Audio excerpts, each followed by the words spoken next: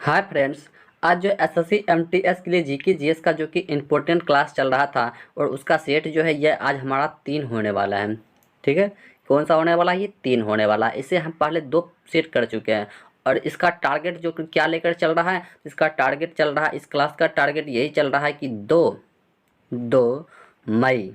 ठीक है, 2 मई से लेकर और क्या कहते हैं 20 जून के बीच जो भी एसएससी एमटीएस का मतलब एग्ज़ाम होने वाला है उसके लिए वेरी वेरी इंपॉर्टेंट प्रश्न होने वाला है।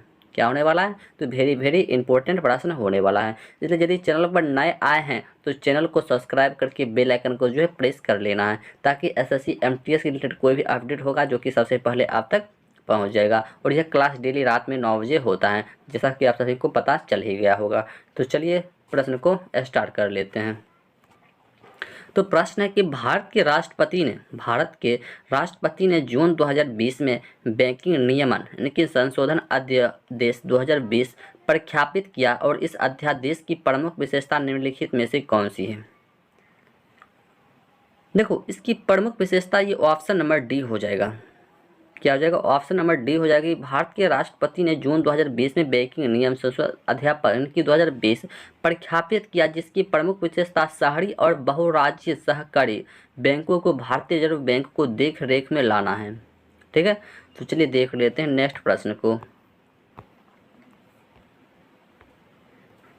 चलिए अगला प्रश्न क्या है? 2 नंबर में प्रश्न है कि भारतीय संविधान के अनुसार हिरासत में लिए गए गिरफ्तार किए गए प्रत्येक व्यक्ति को इस प्रकार गिरफ्तारी के घंटे घंटे की अवधि के भीतर गिरफ्तारी के स्थान से निकटतम मजिस्ट्रेट के सामने पेश किया जाएगा। इसमें गिरफ्तारी के स्थान से लेकर मजिस्ट्रेट के कोर्ट तक यात्रा करने में लगा समय की छूट दी जाती है। कितनी छूट दी जाती है? तो वो इसके लिए जो है छूट दी जाती है, ये 24 दी जाती है। कितना दिया जाता है? 24 घंटे की छूट जो है दिया जाता है। ठीक है, चलिए देख लेते हैं नेक्स्ट प्रश्न को। चलिए अगला प्रश्न है कि मिशन अंत्योदय नामक एक मिशन प्रकार की परियोजना की परिकल्पना निम्नलिखित में से किसके द्वारा की गई है? निम्नलिखित में से किसके द्वारा की गई है? देखो, ये ग्रामीण विकास मंत्रालय के द्वारा जो किया गया है। किसके द्वारा किया गया है? ये ग्रामीण विकास मंत्रालय के द्वारा किया गया है। ठीक है, और इस योजना में जो है ना, क्या कहते हैं, भारत के 8.8 करोड़ मतलब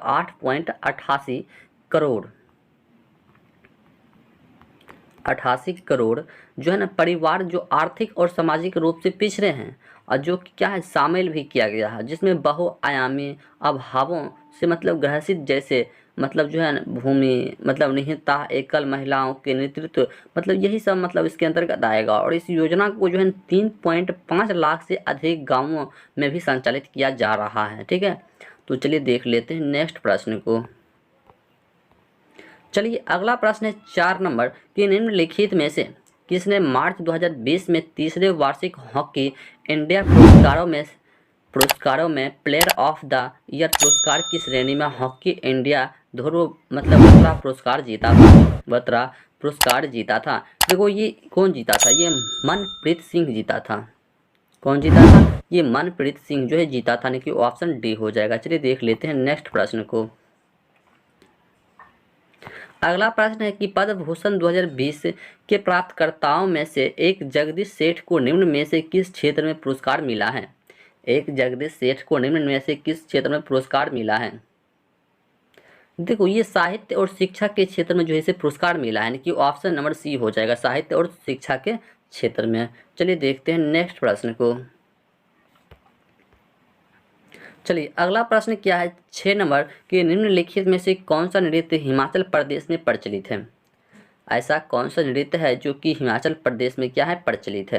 देखो, नाट्य नृत्य हिमाचल प्रदेश में क्या है प्रसिद्ध है, और यह नृत्य जो है उत्तराखंड में भी क्या है प्रचलित है। और यह नृत्य जो है पारंपरिक रूप से जैसे कुल्लू, शिमला, सिरमौर, चंबा, किन्नौर, उत्तरकाशी, देहरादून आदि में मतलब किया जाता है। और इसमें जो है स्थानीय लोग ने कि ढोल, दमू नामक ताल वाद्यों की मतलब धाप पर नृत्य करते हैं। और गढ़वाली में इसे जो है ना मतलब क्या कहते हैं टंडी भी कहा जाता है।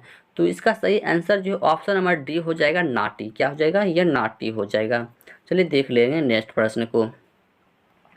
चलिए अगला प्रश्न है 7 नंबर की, लोथल प्राचीन सिंधु घाटी सभ्यता का एक प्रमुख शहर है, निम्नलिखित में से किस राज्य में स्थित है? लोथल प्राचीन सिंधु घाटी सभ्यता का एक प्रमुख शहर है, निम्नलिखित में से किस राज्य में स्थित है? देखो, लोथल प्राचीन सिंधु घाटी सभ्यता का एक स्थल है जो कि गुजरात राज्य में स्थित है। कहाँ पर स्थित है? ये गुजरात राज्य में जो कि स्थित है। ठीक है, यह एक महत्वपूर्ण बंदरगाह शहर भी है और इसकी खोज वर्ष 1954 में, इसकी खोज वर्ष 1954 ईस्वी में किया गया था और 54 ईस्वी में किया गया था। और यहाँ से एक प्राचीन गोदी का साक्ष्य भी मिलता है और यहाँ से एक नगर, मतलब एक नगर, टीला और बाजार स्थल भी मिलता है और यहाँ से मणके बनाने के कारखाने और क्या कहते हैं, तांबा सोना का काम करने वाले शिल्पियों का उद्योग भी मिलता है। तो इस तरीके से यहाँ पर मिलता है। तो चलिए देख लेते हैं नेक्स्ट प्रश्न को। चलिए अगला प्रश्न है कि पंचायती राज संस्था को निम्नलिखित में से किस संवैधानिक संशोधन द्वारा संवैधानिक दर्जा जो है प्रदान किया गया है? देखो, पंचायती राज संस्था को उनकी 73वें संविधान संशोधन के द्वारा 1992 ईस्वी में संवैधानिक दर्जा जो कि प्रदान किया गया था, जो कि 24 अप्रैल 1993 से 17वां संविधान संशोधन अधिनियम लागू हुआ था।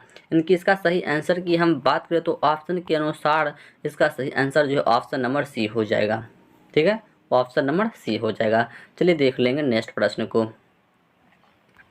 चलिए अगला प्रश्न जो कि 9 नंबर है कि मायोपिया का दूसरा नाम क्या है? मायोपिया का दूसरा नाम जो है ये क्या है? देखो, मायोपिया का दूसरा नाम जो है ये निकट दृष्टि दोष। क्या है? ये निकट दृष्टि दोष है और यह आँखों का दोष है, जिसमें निकट की मतलब चीज़ें तो साफ साफ दिखाई देती है किंतु दूर की चीज़ें साफ साफ दिखाई नहीं देती हैं। इनकी ऑप्शन सी जो इसका सही आंसर हो जाएगा, निकट दृष्टि दोष। चलिए देखते हैं नेक्स्ट प्रश्न को। चलिए अगला प्रश्न है 10 नंबर के, मड़ई महोत्सव निम्नलिखित में से किस राज्य में मनाया जाता है? मड़ई महोत्सव जो है यह निम्नलिखित में से किस राज्य में जो है मनाया जाता है? देखो, मड़ई महोत्सव जो ये छत्तीसगढ़ राज्य में जो है मनाया जाता है। ठीक है, छत्तीसगढ़ में मनाया जाता है और यह महोत्सव जो है राज्य की समुद्र संस्कृति और परंपरा को दर्शाता है कि यह महोत्सव मुख्यतः गोल्ड जनजाति के लोग द्वारा मनाया जाता था और दिसंबर से मार्च के महीने तक मनाया जाता है। और इसके अतिरिक्त यह महोत्सव अन्य जनजातियाँ जैसे क्या कहते हैं, कुड़बा हो गया, घराना हो गया, इसके अंतर्गत भी मनाया जाता है। तो चलिए देखते हैं नेक्स्ट प्रश्न को। चलिए अगला प्रश्न है 11 नंबर की, होम रूल आंदोलन निम्नलिखित में से किस वर्ष प्रारंभ किया गया था? होम रूल आंदोलन निम्नलिखित में से किस वर्ष जो है ये प्रारंभ किया गया था? देखो, ये होम रूल आंदोलन वर्ष 1916 ईस्वी में जो है प्रारंभ किया गया था और ये एनी बेसेंट ने 1916 ईस्वी में अडायार में होम रूल आंदोलन की शुरुआत की थी और इसके प्रथम सचिव जो था ये जॉर्ज अरुणडेला था और बाल गंगाधर तिलक ने 28 अप्रैल 1916 को बेलगांव पुणे में होम रूल की गठन किया था। यानी कि इसका सही आंसर जो है ऑप्शन नंबर डी हो जाएगा, 1916 ईस्वी में। चलिए देखते हैं नेक्स्ट प्रश्न को। अगला प्रश्न है 12 नंबर की, the anarchy the relentless rise of the East India Company नामक पुस्तक के लेखका निम्नलिखित में से कौन है? निम्नलिखित में से जो ये कौन है ये बताना है।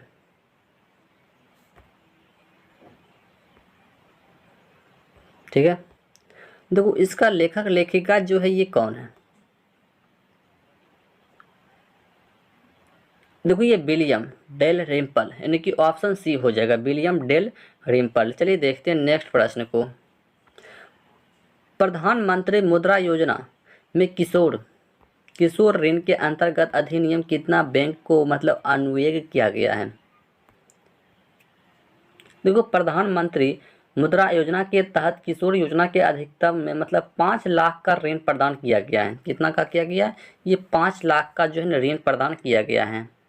और मुद्रा का पूर्ण रूप यानी कि micro units development and refinance agency है। और इस योजना के तहत 3 श्रेणियों जैसे कि शिशु हो गया, किशोर हो गया, तरुण के रूप में मुद्रा लोन मतलब जो प्रदान किया जाता है और इसका उद्देश्य होता है कि छोटे और सूक्ष्म व्यवसाय को प्रभावी ढंग से छोटे कर्ज मुहैया कराने की प्रणाली का विकास कराना है।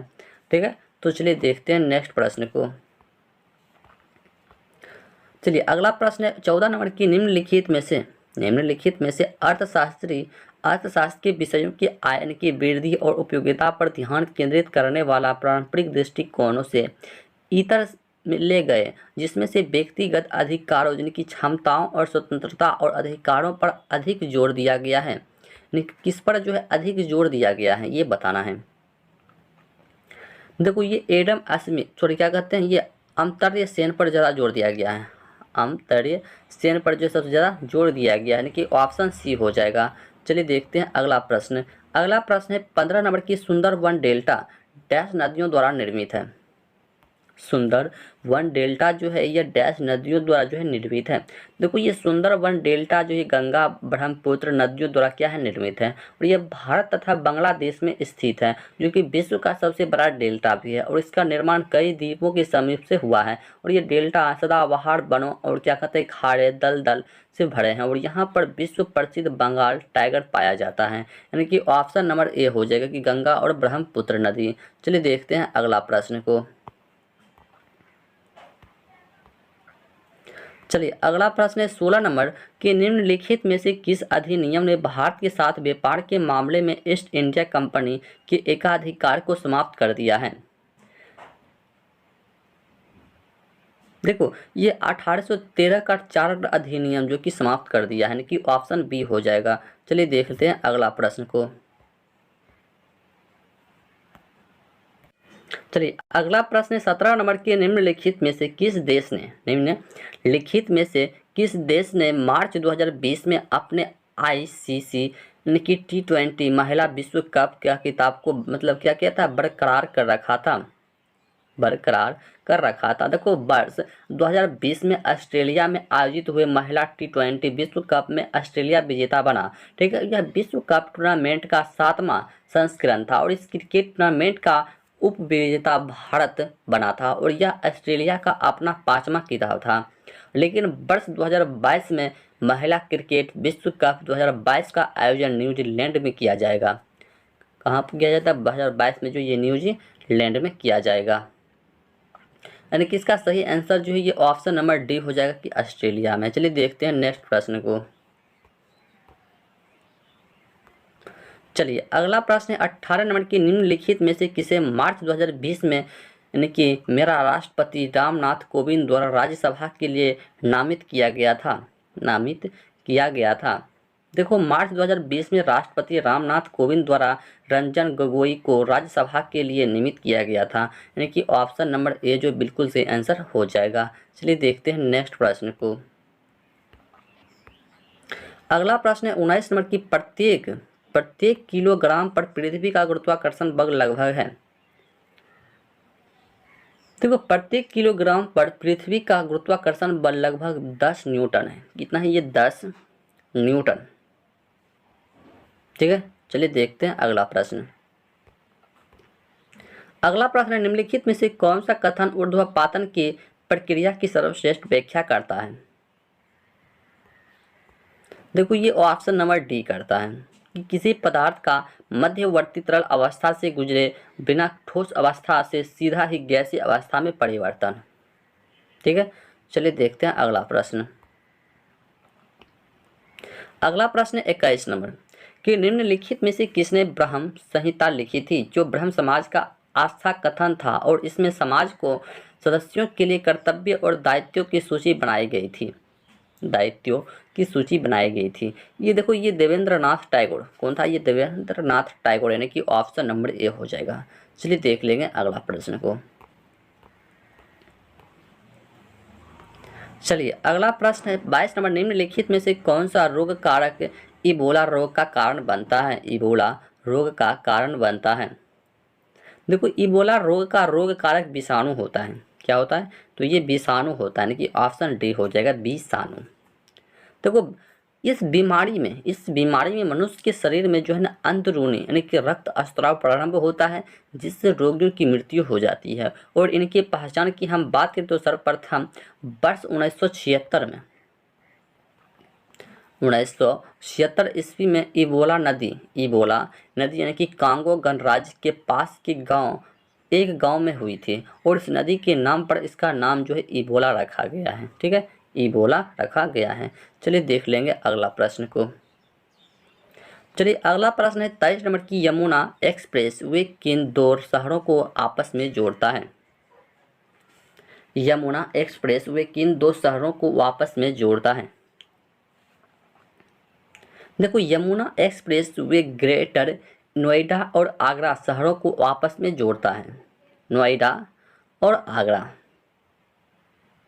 यानी कि ऑप्शन सी हो जाएगा। नोएडा और आगरा को क्या करता है कि वापस में जोड़ता है। और इस एक्सप्रेस वे को ताज एक्सप्रेस भी कहा जाता है। और यह एक्सप्रेस वे यानी कि 6 लेन चौड़ा है। क्या है? 6 लेन क्या है? चौड़ा, 6 लेन चौड़ा है। और तथा इसकी कुल लंबाई की हम बात करें तो 165.53 किलोमीटर, 165.53 किलोमीटर है इसकी टोटल लंबाई।